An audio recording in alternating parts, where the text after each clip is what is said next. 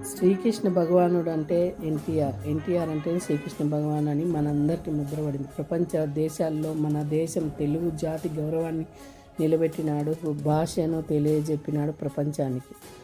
ఎన్టీఆర్కి బిడ్డగా పుట్టి ఎన్టీఆర్ గారి వారసత్వం, నటన, రాజకీయం రెండూ వచ్చినా ఎంతెదిగినా ఒదిగి ఉండాలని ఆ పాత్రలో ఆ జీవితాన్ని అలానే సాగిస్తూ వాళ్ళు ఎంత సీఎం కొడుకులైనా, ఎమ్మెల్యే అయినా, ఏమైనా ఎంతో ఒదిగి ఉంటారు.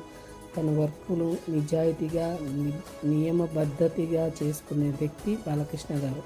ఆయన చిరునవ్వు మన ఇంట్లో పసిపాపంలాగా, మన మామయ్యలాగా, ముద్దుల మామయ్యలాగా, మన అన్నలాగా, మన చిన్నాన్నలాగా, మన పెద్దనాన్నలాగా ఉంటుంది.